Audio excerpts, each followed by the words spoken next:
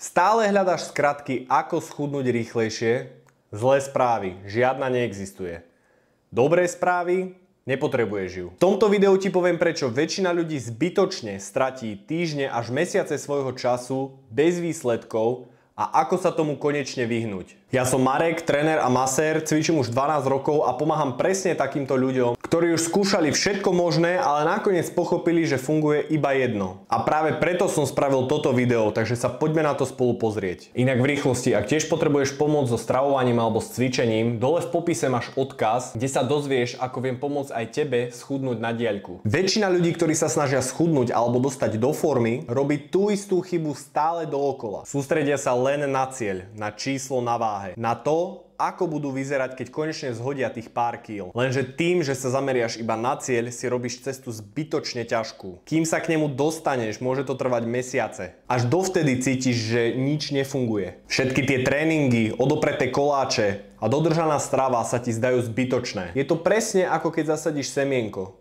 Každý deň ho polievaš, ale prvé týždne sa nič nedeje. A väčšina ľudí prestane práve vtedy, keď sa rastlina chystá preraziť pôdu. Tvoje telo sa mení, len to zatiaľ nevidíš. Presne ako s tou rastlinkou. A keď nevidíš výsledky, motivácia padá. A väčšina ľudí to vtedy vzdá. Nie preto, že by na to nemali, ale preto, že čakajú, že pocit úspechu príde až na konci. To je však omyl. Tvoj cieľ je príliš ďaleko. A keď je cieľ ďaleko, tvoja hlava ti začne šepkať, na čo to vôbec celé robíš? Prečo zbytočne trpíš? Alebo veď to je aj tak ďaleko. A tu prichádza pointa, ktorú väčšina ľudí nikdy nepochopí. Tajomstvo vysnívaného tela nie je o tom cieli. Je to o tej konzistentnosti. Ani rýchle diety, ani nové zázračné tréningy, ani žiadne trendy z internetu. Jediná skratka, ktorá existuje, je robiť malé kroky každý deň a neprestať. A teraz si hovoríš, wow Marek, ty si úžasný, ty si originálny, toto som ešte v živote nepočul. Ale počkaj, predtým, ako vypneš toto video, skús ešte porozmýšľať nad týmto. Predstav si, že si nastavíš cieľ ísť na 100 tréningov. Po každom tréningu, na ktorý pôjdeš, si spravíš čiarku do zošita. Čiže každá čiarka v zošite je dôkaz, že držíš svoje slovo voči sebe. Že dodržuješ svoj záväzok. A keď sa takto v budúcnosti potom spätne pozrieš, keď tam uvidíš 30, 50, 70 čiarok, zrazu uvidíš, že napreduješ.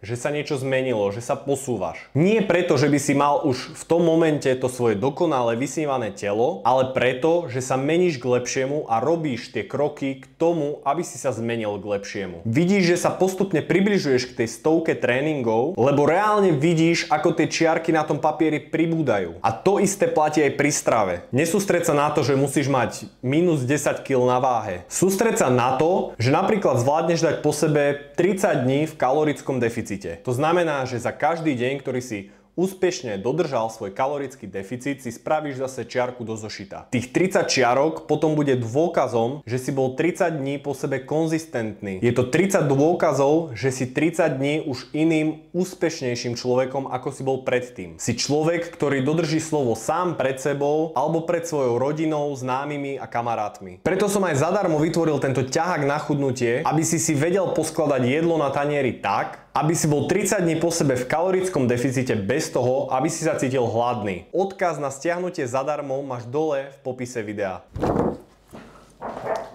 Akú mienku o tebe potom budú mať všetci tvoji blízki, keď nahlas povieš niekedy na začiatku leta, že do Vianoc schudneš, ale v auguste už to vzdáš. Na to, aby si sa stal človekom, ktorý má to svoje vysnívané telo, si musíš osvojiť návyky takéhoto človeka. Keď budeš chcieť výsledky takéhoto človeka, tak sa musíš začať správať ako človek, ktorý má šancu dosiahnuť takéto výsledky. Darmo budeš skúšať dosiahnuť svoje ciele, keď budeš robiť stále rovnaké veci ako to tvoje staré ja. Iba blázon skúša dookola to isté a očakáva, že sa stane niečo iné. Máš stále mindset človeka, ktorý pokračuje v starých koľajách. Lenže tieto koľaje končia v úplne inej destinácii. Koľaje tohto úspešného človeka, na ktorého mieste chceš byť, idú úplne iným smerom. Na začiatku je konzistentnosť najťažšia. Každý deň je boj sám proti sebe. Ale výskumy ukazujú, že zvyčajne trvá 21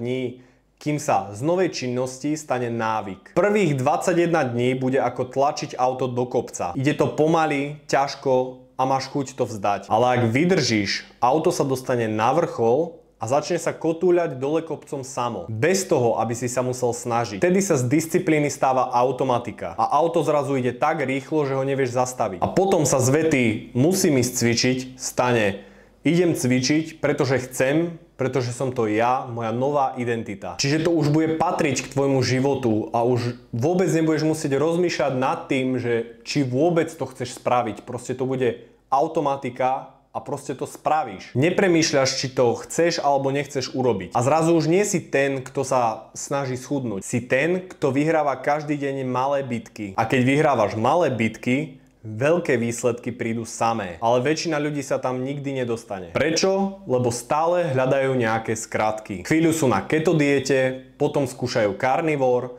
a potom nejakú rýžovú dietu. 2 týždne robia jednu vec a potom preskočia na inú, pretože nevidia výsledky. To je ako keby si začal stavať dom, urobíš základy a potom sa rozhodneš, že ich zbúraš, lebo chceš nový dom. Za každým začneš od nuly, za každým začínaš od znova. A ak sa stále vraciaš na deň 1, ako chceš dosiahnuť deň 100? A to je ten dôvod, prečo sa väčšina ľudí nikdy nedostane ku svojmu cieľu. Nie preto, že by nevedeli, čo majú robiť, ale preto, že neostanú pri jednej veci dostatočne dlho. A vieš, čo je na tom krásne?